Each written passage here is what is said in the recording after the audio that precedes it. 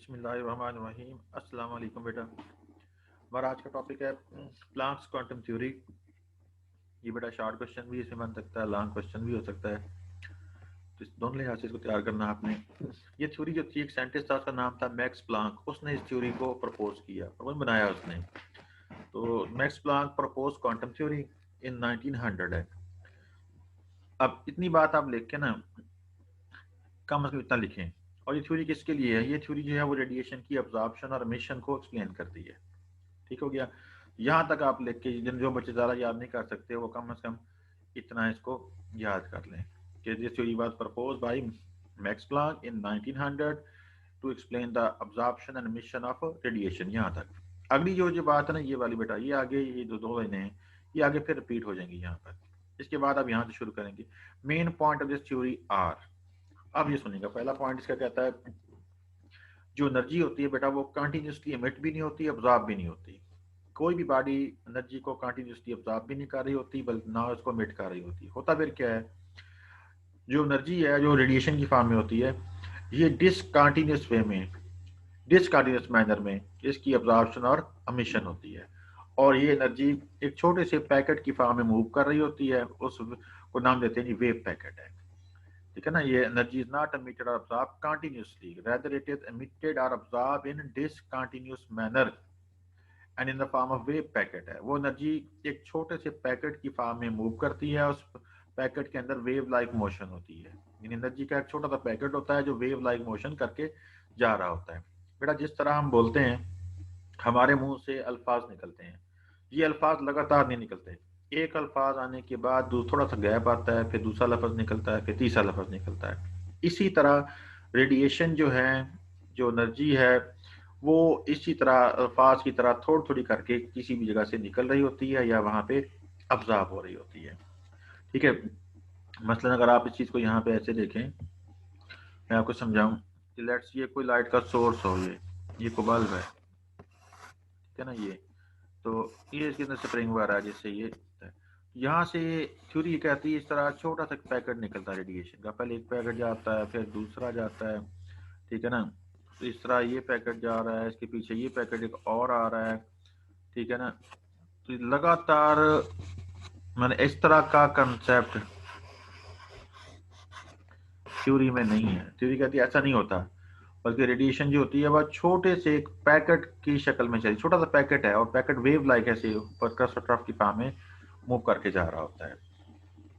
अब each packet, wave packet, जिसका दूसरा नाम क्या होता है, क्वांटम भी कह देते हैं, is associated with definite amount of energy. Her packet की खास एनर्जी होती है। कुछ पैकेट लो एनर्जी वाले होते हैं और कुछ हाई एनर्जी वाले होते हैं। ठीक हो गया। जब लाइट होगी, लाइट के in case of light quantum of energy is often called photon. Photon क्या है? लाइट वाले जो क्वांटम होते हैं, लाइट वाले जो वेव पैकेट होते हैं, हम उसका स्पेशल नेम फोटॉन पढ़ते हैं। इसका मतलब सूरज से फोटॉन मिट हो रहे हैं। ठीक हो गया। ट्यूबलाइट से, एनर्जी सेवर से फोटॉन मिट होते हैं। हमारे अपने जिस्म से हीट एनर्जी खारिज होती है, इसका मतलब वो क्वांटम मिट हो रहे हैं, वो फोटॉन मिट नहीं हो रहे। तो हर फोटॉन क्वांटम है, लेकिन हर क्वांटम फोटॉन नहीं है। ठीक हो गया बेटा। चूल्हा जलता है, उसके पास से रोशनी भी खारिज होती है। रोशनी का मतलब फोटॉन भी मिट हो रहे हैं और साथ उसके क्वांटम भी मिट हो रहे हैं। कुछ ऐसी रेडिएशन खारिज हो रही है चूल्हे के पास से जो रोशनी पैदा नहीं करती, जो हीट प्रोड्यूस करती हैं। ठीक हो गया बेटा। ये पहला पॉइंट इसका था। अब दूसरे पॉइंट पे आते हैं। इसको आसान लफ्ज़ों में बोलता हूँ आपको कि जो फोटॉन होता है ना बेटा, उसकी जो फ्रीक्वेंसी होती है वो उसकी एनर्जी के डायरेक्टली प्रोपोर्शनल होती है। Amount of energy, energy of photon is directly, इसको देख के पढ़ लो, energy of photon is directly proportional to its frequency. ये सिंबल है फ्रीक्वेंसी का, यहाँ बुक में टाइप से नहीं हुआ। इसको पढ़ते हैं न्यू, और इसको थोड़ा सा ऐसे ड्रॉ करते हैं, ऐसे ऐसे सही। अगर आप ऐसे ड्रॉ नहीं होता, आप कम से कम इस तरह वी सा बना के बच्चे ऐसे थोड़ा सा उसकी हुक सी बना दें आखिर में, ऐसे आखिर में थोड़ा सा उसको ऐसे हुक में कन्वर्ट कर दें, यानी कि ये ऐसे। सही जो तरीका है इसका ड्रॉ करने का वो ये वाला, ये। अब ऐसी प्रैक्टिस है, ठीक है, नहीं होता तो कोई वी बना के वी का इस राइट साइड पे थोड़ी सी हुक बना दें। इसे पढ़ते न्यू है, वी नहीं है ये बुक में, मतलब लगता वी है, ये कंपोज करने की मिस्टेक है। तो सेकंड पॉइंट के मुताबिक फोटॉन की एनर्जी फ्रीक्वेंसी न्यू के डायरेक्टली प्रोपोर्शनल है। जब हम इसकी प्रोपोर्शनलिटी खत्म करते हैं बेटा, यहाँ पर एक कांस्टेंट निकल आता है, उस कांस्टेंट का नाम होता है एच, और इसे क्या कहते हैं, ये इसका नाम है प्लांक्स कांस्टेंट, क्योंकि एक साइंटिस्ट था मैक्स प्लांक, उसने ये थ्योरी बनाई थी, उसी थ्योरी बनाने वाले के नाम पर इस कांस्टेंट का नाम रख दिया गया प्लांक्स कांस्टेंट है ये। जी बेटा ये देख लें, where h is the constant known as Planck's constant है, और उसकी वैल्यू होती है 6.62 6 × 10⁻³ जूल सेकंड है। ये ऑब्जेक्टिव के अंदर भी आ जाता है बार बार कि value of the max Planck's constant is, exact value याद करनी है कि बाद का पावर में वो कंफ्यूज कर देता है, बाद का वैल्यू में, बाद का इशारिये में। तो इसका मतलब क्या है कि ये होता क्या है, ये असल में रेशियो होती है एनर्जी की फ्रीक्वेंसी के साथ। वो कैसे भाई, मैं आपको प्रूफ देता हूँ कि कैसे रेशियो है। आखिरी बात लिखी है, हमने पढ़ा energy E this is equal to h nu, तो बेटा एच किसके बराबर होगा, it is equal to energy E over nu है। इस फार्मूले से हमारी बुक वाला जो है उसको वो ट्रांसलेट कर रहा है कि it is in fact the ratio of energy and frequency of photon. देखो ये ratio of energy and frequency है। अच्छा बेटा दूसरा थर्ड पॉइंट थ्योरी का, वो थ्योरी कहती है कि जो बॉडी होती है वो एनर्जी को क्वांटम की फॉर्म में अमिट करती है या ऑब्जॉर्व करती है। बात पहले पढ़ रहे हैं आप लोग, ई इज इक्वल वही पुरानी बात है। असल में ये बात यहाँ रिपीट हो गई है, आप इतना हिस्सा बेशक इसका छोड़ दें, मतलब ये 2 लाइनें इसकी जरूरत नहीं है आपको, ये रिपीट हो चुका है। तो थर्ड पॉइंट आपका वो यहाँ पे है, फ्रीक्वेंसी न्यू न्यू, ठीक है ना, फ्रीक्वेंसी का सिंबल क्या है, nu is related to wavelength of photon as, related लिख सकते हैं या कह सकते हैं is inversely proportional to wavelength of photon. जो मैंने बोला उसको सुनो, मैंने कहा frequency is inversely proportional to wavelength of photon, और उसकी इक्वेशन आपकी ये वाली ऐसे बनेगी, frequency nu is inversely proportional to 1/λ 1/λ। तो जब हम लोग इस थ्योरी को सही कर लो ना, frequency of photon is inversely proportional to its wavelength, ये थ्योरी बना के नीचे इसका फार्मूला आ जाएगा। जब बेटा इसकी प्रोपोर्शन ही खत्म करते हैं ना, यहाँ पे कांस्टेंट निकलता है, उसका नाम ये सी है। बुक वाले ने डायरेक्ट ये इक्वेशन लिखी हुई है, मैंने पहले ये लिख दिया है, ये भी करेक्शन करा दिया आपको, ये भी सही करा दिया, ये फार्मूला हो गया। अब इस वक्त देख सकते हैं फ्रीक्वेंसी न्यू वेवलेंथ की इनवर्सली प्रोपोर्शनल है। इसका मतलब क्या है, जब वेवलेंथ स्मॉलर होगी तो फ्रीक्वेंसी क्या होगी, ज्यादा होगी। अच्छा अब हमने ऐसा किया, हमने इस इक्वेशन को उठाया, ये जो इक्वेशन थी इसको, जो पहली इक्वेशन थी इस तरह वाली ऊपर आई थी, उसमें पुट कर दिया। ये इक्वेशन थी ई बराबर एच न्यू, तो हमने इस इक्वेशन में न्यू की वैल्यू पुट कर दी, तो ई बराबर हो गया एच सी ओवर लैम्डा। बेटा ये बात है, देखिए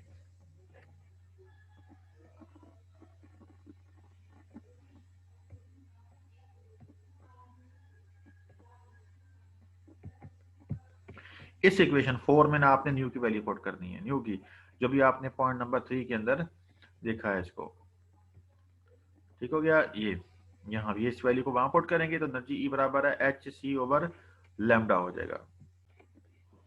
अच्छा अब वेवलेंथ की डेफिनेशन क्या होती है जी, ये डिस्टेंस होता है between two adjacent crest or trough, और इसके यूनिट क्या होते हैं, ये एंगस्ट्रम होता है, और 1 एंगस्ट्रम में कितने मीटर होते हैं, 10⁻⁻10 मीटर। ये बेटा यूनिट की रिलेशन है, ये आपने याद कर लेनी है। और इस इक्वेशन 5 के मुताबिक क्या लग रहा है कि एनर्जी वेवलेंथ के इनवर्सली प्रोपोर्शनल है। जब वेवलेंथ ज्यादा होगी एनर्जी क्या हो जाएगी, कम होगी। देखो एनर्जी फ्रीक्वेंसी के भी इनवर्स थी, ठीक है ना, ये वेवलेंथ फ्रीक्वेंसी के भी इनवर्स थी, और ये वेवलेंथ एनर्जी के भी इनवर्स है। ठीक हो गया बेटा। अच्छा अगला पॉइंट, एक और हमारे पास प्रॉपर्टी होती है वेव नंबर, ठीक है, इसका सिंबल ये गलत बना हुआ है बुक में, ये सिंबल इसका गलत है, इसकी मैं करेक्शन करता हूँ, इस हिसाब से आपने इसको करेक्ट करना अपनी बुक में। तो करेक्ट है तो ठीक है, नहीं है तो इसकी करेक्शन कीजिएगा। वेव नंबर का सिंबल ये नहीं होता, इसका सिंबल होता है न्यू बार, न्यू बार।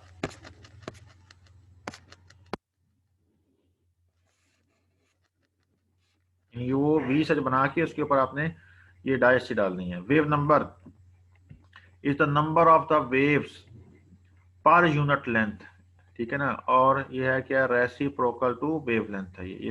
ये वेव नंबर की डेफिनेशन आ गई। Wave number is the number of wave per unit length reciprocal of wavelength, ये इसका फार्मूला न्यू बार, वी नहीं फिर nu bar is equal to 1/λ है। अब ऐसे करते हैं, इस इक्वेशन को उठा के ना यहाँ पुट करते हैं, यहाँ का जो 1/λ वाला हिस्सा है वो इसके मुताबिक क्या है, न्यू बार के बराबर है। तो जब इसकी वैल्यू यहाँ पुट करेंगे तो ये हो जाएगा ई इक्वल टू, ये वाली equation H C into nu bar हो जाएगा, न्यू बार वी बार नहीं न्यू बार हो जाएगा। अब ये फाइनल इक्वेशन थी, इस इक्वेशन के मुताबिक क्या देख रहे हैं कि जो एनर्जी है वो वेव नंबर के डायरेक्टली प्रोपोर्शनल है, यानी मोर एनर्जी मोर वेव नंबर हो जाएगा बेटा। ठीक है, आगे ये थ्योरी इसकी साथ ये पढ़ लेनी है। तो बेटा ये आपका टॉपिक था क्वांटम थ्योरी का, इसमें ज़्यादा मिस्टेक थी वो उनको लाजमी अपने सही करके फिर याद करेंगे तो ये आसानी से याद हो जाएगा ये।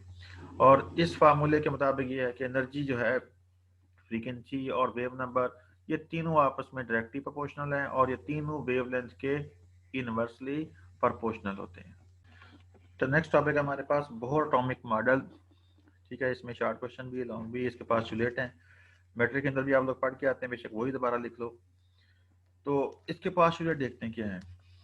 The main postulate Bohr theory are, first point ये कहता है इलेक्ट्रॉन जो होता है वो न्यूक्लियस के इर्द गिर्द सर्कुलर पाथ पर रिवॉल्व करता है। ठीक है, और उस पाथ का नाम क्या होता है, शेल होता है। दूसरा पॉइंट कहता है जब तक इलेक्ट्रॉन एक पार्टिकुलर खास ऑर्बिट में मूव करता रहता है उसकी एनर्जी चेंज नहीं होती, उसकी एनर्जी कम भी नहीं होती, एनर्जी उसकी ज़्यादा भी नहीं होती। तीसरा पॉइंट ये कहता है जब इलेक्ट्रॉन एक ऑर्बिट से दूसरे ऑर्बिट में जाता है तो उसकी एनर्जी चेंज हो जाती है, मतलब दो डिफरेंट शेल में इलेक्ट्रॉन की एनर्जी डिफरेंट होती है। फॉर एग्जाम्पल, अगर इलेक्ट्रॉन शेल 1 में था उसकी एनर्जी होगी E1, शेल 2 में होगा उसकी एनर्जी होगी E2। तो जो दो शेल में एनर्जी का फर्क होगा उसको हम इस फार्मूले से कैलकुलेट करते हैं, डेल्टा ई, ये सिंबल है डेल्टा ई। यहाँ पे ये नई बुक में मिस्टेक हो चुकी है, ये मेरे पास यानी डेल्टा का साइन है ऐसे, डेल्टा ई, डेल्टा ई यानी ऐसे लिखना है, तो डेल्टा ई, डेल्टा ई ठीक हो गया, is equal to E2 minus E1, E2 minus E1 और जो बराबर होगा एच न्यू के, फिर फी नहीं एच न्यू के। तो डेल्टा ई क्या, difference of energy between two shell है ये जगह उस वक्त होना जब इलेक्ट्रॉन जंप लगा के एक शेल से दूसरे में जाता है। फोर्थ पॉइंट, जब इलेक्ट्रॉन एक फिक्स ऑर्बिट में मूव कर रहा होता है बेटा तो उसका एक होता है एंगुलर मोमेंटम, और उसका जो एंगुलर मोमेंटम है इलेक्ट्रॉन का उसको कैलकुलेट करने का फार्मूला हमारे पास ये है जी, M B R this is equal to NH/2 तो ये फार्मूला। तो M B R angular momentum है और यहाँ पे n मल्टीप्लाई हो रहा है H/2 से। n नंबर ऑफ शेल होता है जिसकी possible value 1 2 3 and so on होती है। तो इसका मतलब है कि हम n की वैल्यू पुट करके मुख्तलिफ शेल के एंगुलर मोमेंटम कैलकुलेट कर सकते हैं। मतलब जब n की वैल्यू 1 पुट की जाए तो फार्मूला रह जाएगा H/2, ये वाली वैल्यू। जब n की वैल्यू 2 होगी 2H/2, 2 से कैंसिल हो जाएगा, बाकी H/π रह जाएगा। n की वैल्यू 3 हो तो ये 3H/2 एंड सो ऑन। ठीक है, तो इसका मतलब हर शेल का रेडियस दूसरे शेल से डिफरेंट है और हर शेल में मूव करने वाले इलेक्ट्रॉन का एंगुलर मोमेंटम भी दूसरे से डिफरेंट होता है। ठीक है बेटा, इसको तैयार करना छोड़ना नहीं, बाद का लॉन्ग क्वेश्चन आता है बड़ा आसान था ये, मैं पहले भी कह चुका हूँ, अगर आपको ये मैट्रिक वाले याद है 4 पॉइंट दोबारा वही लिख सकते हैं। अच्छा, अब हमारे पास एक बहुत इंपॉर्टेंट टॉपिक है यहाँ पे, इसका derivation of radius of energy of revolving electron and orbit. ये एनर्जी नहीं भी करेंगे, पहले रेडियस की हम बात करेंगे, इसको मैं पहले कराता हूँ आपको। तो देखें ये टॉपिक जो आपका है determination of radius of nth orbit, मतलब किसी भी एटम के किसी भी ऑर्बिट का रेडियस कैसे मालूम करते हैं, उसका फार्मूला डिराइव करना। ये बहुत इंपॉर्टेंट टॉपिक है पेपर के हिसाब से, एनुअल एग्जाम से। सपोज करें इस डायग्राम को, यहाँ पर एक ये डायग्राम एक हाइपोथेटिकल एटम, फर्जी एटम की डायग्राम है। इस एटम में जो न्यूक्लियस है उसके ऊपर चार्ज है Ze पॉजिटिव, ई पे पॉजिटिव चार्ज है। Z होता है नंबर ऑफ प्रोटॉन और ई क्या है, प्रोटॉन का पॉजिटिव चार्ज हो गया। ये वो ऑर्बिट है, वो शेल है जहाँ पे इलेक्ट्रॉन मूव कर रहा है। ऑर्बिट का न्यूक्लियस से फासला स्मॉल r है। ये जो डॉट है ये इलेक्ट्रॉन को रिप्रेजेंट करता है। इलेक्ट्रॉन का चार्ज क्या है, ई नेगेटिव। इलेक्ट्रॉन का मास क्या है, स्मॉल m, और इसकी वेलोसिटी भी है वो v है, यहाँ v लिख सकते हैं, v वेलोसिटी से मूव कर रहा है। हमने क्या कहा जी, let us consider a general atom, यानी किसी का फिक्स नाम नहीं है, in which N electron is revolving around nucleus, mass of electron is small m, velocity is v, charge is e negative, radius of circular orbit is r, and charge on nucleus is z e positive है, जिस तरह diagram में show कर दिया है। अब देखो जी कि ये इलेक्ट्रॉन न्यूक्लियस के इर्द मूव करता है। क्यों मूव करता है? न्यूक्लियस की इलेक्ट्रॉन के साथ अट्रैक्शन है, और अपोजिट चार्ज पार्टिकल में जो अट्रैक्शन होती है हम उसको मेजर करते हैं कूलम लॉ से। ये कूलम लॉ का आम फार्मूला जो हम इस्तेमाल करते हैं, F is to Q1 Q2 over 4 pi epsilon naught है, ये एप्सिलॉन नॉट है, ये इस तरह का सिंबल है, R स्क्वायर है। Electrostatic force between nucleus and electron is given by coulomb law. पहले कूलम लॉ का फार्मूला लिखा, अब इसको अप्लाई किया केमिस्ट्री में। Q1 का मतलब है चार्ज ऑन न्यूक्लियस जो क्या है Z E पॉजिटिव, और Q2 का मतलब क्या है चार्ज ऑन इलेक्ट्रॉन, उसका साइन क्या है E नेगेटिव है। नीचे 4 पाई एप्सिलॉन नॉट एक कांस्टेंट वैल्यू थी जिसे हम K से भी रिप्रेजेंट करते हैं, और फार्मूले का रेडियस आ गया। अब इसमें हमने इसको मल्टीप्लाई किया, z वैसे आ गया e की पावर +1 e की पावर -1, इसका सोल्यूशन e2। अब बंदा सोचता है कि प्लस माइनस माइनस होनी चाहिए पावर, बेटा हमने चार्ज की मैग्नीट्यूड को मल्टीप्लाई किया, तो कूलम लॉ कहता है electrostatic force is directly proportional to product of magnitude of charge. आप चार्ज की मैग्नीट्यूड को मल्टीप्लाई करते हैं, चार्ज की मैग्नीट्यूड को मल्टीप्लाई करते हैं, तो मैग्नीट्यूड दोनों की क्या है e और e बनती है, तो ई का स्क्वायर जो है वो ये बन गया। तो अब ये जो फोर्स है इसका नाम इलेक्ट्रोस्टैटिक फोर्स है, इसी फोर्स से इलेक्ट्रॉन न्यूक्लियस के इर्द गिर्द मूव भी करता है। ऐसी फोर्स जो इलेक्ट्रॉन को सर्कुलर पाथ पे मूव करवाए, उस फोर्स का दूसरा नाम, उसका सेकंड नेम, इसे कहते हैं सेंट्रीपिटल फोर्स भी। इसका दूसरा नाम क्या बनता है? सेंट्रीपिटल फोर्स भी। हम इसको दो नाम दे सकते हैं, इलेक्ट्रोस्टैटिक फोर्स ऑफ अट्रैक्शन या फिर सेंट्रीपिटल फोर्स ऑफ अट्रैक्शन। अब force is also known as centripetal force of attraction, it revolve electron in circular path है। अच्छा, अब यहाँ पर ये जो एप्सिलॉन आया था ना, इसको सही तरीके से आपने ड्रॉ करना है। सही तरीका ये ऐसे नहीं है इसका, वो साइन इसका ऐसे ऐसे नहीं है, ऐसे होता है, ऐसे ऐसे ड्रॉ करके फिर इधर को यानी ऐसे, और यहाँ पे हम थोड़ा सा जीरो डाल देते हैं ऐसे। दोबारा देखो, ऐसे पहले इधर को गए, बिल्कुल इसके पैरेलल से ऐसे लाइन ड्रॉ कर, ये छोटा सा जीरो डालना है इसका, या फिर ऐसे होता है ई से बना के ऐसे कर देते हैं, ये इसका सही तरीका होता है। तो एप्सिलॉन जो है यहाँ पर वो इसे कहते हैं वैक्यूम परमिटिविटी, और उसकी वैल्यू होती है 8.84 10 की पावर -12 कूलम स्क्वायर पर जूल पर मीटर। ये वैल्यू भी याद रखनी ऑब्जेक्टिव में आ जाती है। ठीक हो गया। अब बेटा है कि सेंट्रीफ्यूगल फोर्स जो है वो किसके बराबर है? सेंट्रीफ्यूगल फोर्स बराबर है F is to mv²/r, small m mv²/r। तो ये फार्मूला फिजिक्स वाले भी यूज करते हैं, लेकिन थोड़ी कंफ्यूजन है। फिजिक्स में सेंट्रीपिटल फोर्स और सेंट्रीफ्यूगल फोर्स के फार्मूले सेम है, वो लोग फिजिक्स में पॉजिटिव और नेगेटिव साइन से दोनों फोर्स को डिफरेंशिएट करते हैं। उनके यहाँ ये वाला फार्मूला सेंट्रीपिटल फोर्स का होता है, और इसमें जब नेगेटिव साइन लगाते हैं तो वो कहते हैं सेंट्रीफ्यूगल फोर्स हो गई। उन्होंने पॉजिटिव और नेगेटिव साइन से फार्मूले को डिफरेंशिएट किया है। हमारे पास क्या है?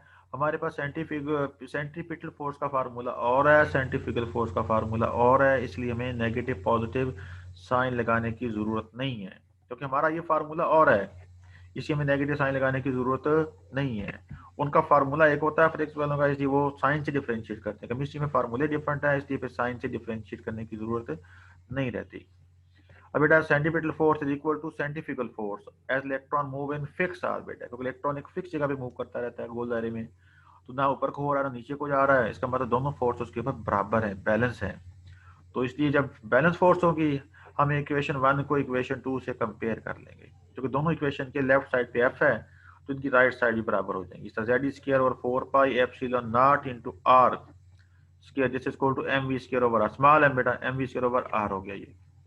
अच्छा, अब इसमें देखें एक आर आर स्क्वायर से कैंसिल हो गया, बाकी रह गया Z square over 4 pi epsilon naught into R this is equal to M we square. अब इसको रीअरेंज कर लो, आर इधर भेज दो और एम वी स्क्वायर नीचे कर दो, तो Z square over 4 pi epsilon naught m we square this is equal to r हो जाएगा ये। अच्छा, अब इसको इक्वेशन 3 का नाम दे दें। इस फार्मूले के मुताबिक रेडियस जो होता है वेलोसिटी के स्क्वायर के इनवर्सली प्रोपोर्शनल है, मतलब रेडियस छोटा होगा वेलोसिटी ज़्यादा हो जाएगी, या वेलोसिटी ज़्यादा रेडियस छोटा होगा। वेलोसिटी की मेजरमेंट डिफिकल्ट है, इसको हम रिप्लेस करते हैं कैसे? हमने पढ़ा अभी कि एक इलेक्ट्रॉन का एंगुलर मोमेंटम MBR बराबर होता है NH/2 पाई।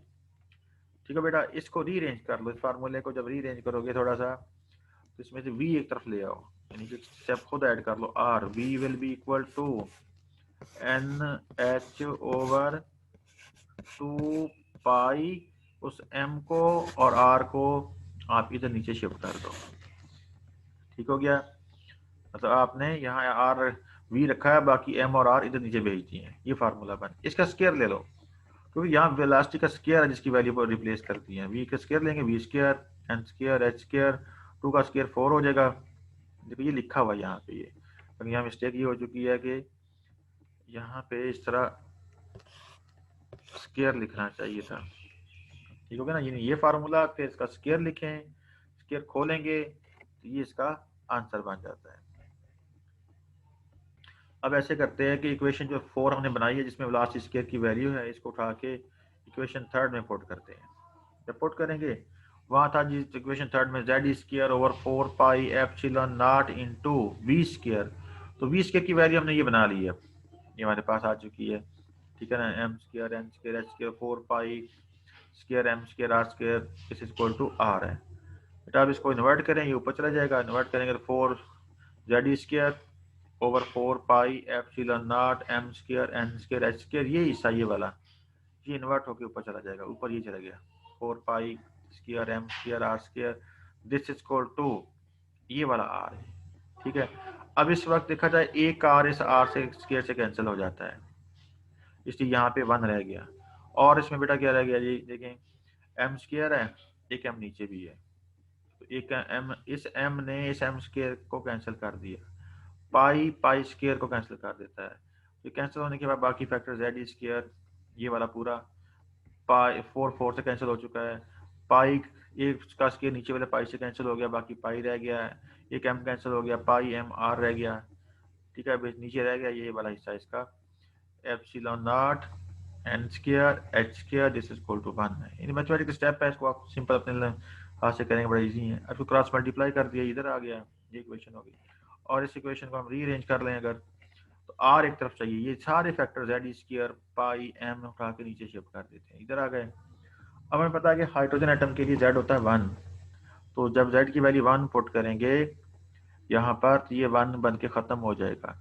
बेटा ये फार्मूला कल दोबारा इस्तेमाल होगा नेक्स्ट लेक्चर में एनर्जी की डेरिवेशन में, इसको ज़बान में भी याद रखना आपने। अच्छा, अब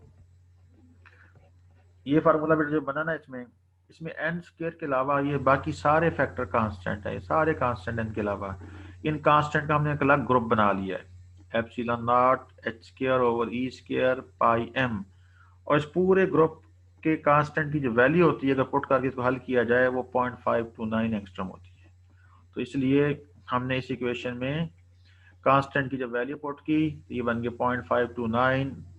ठीक है, एन स्क्वायर ये वाला वही है, और A0 जो है ये A0 ये वाला है, इसका यूनिट है, तो फार्मूले के साथ लिखें। अब इस फार्मूले से आप किसी भी रेडियस को निकाल सकते हैं, मतलब व्हेन n इक्वल टू 1 तो होगा R1 पहले शेल का रेडियस, R1 बराबर होगा 0.529 इंटू N², n की वैल्यू 1 पुट कर दी गई, इसको हल किया, ये जवाब आ गया। दूसरा शेल होगा, n की वैल्यू 2 होगी, 2 का स्क्वायर आ जाएगा, हल करने जवाब आ जाएगा 3 हो जाएगा। इस तरह आप मुख्तलिफ शेल का रेडियस निकाल सकते हैं। अब मुख्तलिफ शेल के निकले हुए रेडियस से हम दो शेल के बीच में एनर्जी गैप जो है वो भी कैलकुलेट कर सकते हैं। पहले और दूसरे शेल में रेडियस का गैप कितना फासला है, दूसरे का रेडियस माइनस पहले का रेडियस 1.52, तीसरे और दूसरे का गैप निकालना है, तीसरे का रेडियस पुट कर लो -2, दूसरे का कर दो, ये आ जाएगा। और ये जवाब कहता है देखिए जो पहले दो का डिफरेंस है वो कम है, जो दूसरे और तीसरे का जो दूसरा डिफरेंस है वो ज्यादा है। इट मीन R2 R1 का डिफरेंस छोटा है, किससे, R3 R2 के जवाब से, और ये जवाब फिर छोटा होगा, आगे जो निकलने वाला जवाब होगा R4 और R3 का है। इस तरह ये मुख्तलिफ हम काम कर सकते हैं इसके ऊपर। तो ये आपका टॉपिक था। It's okay.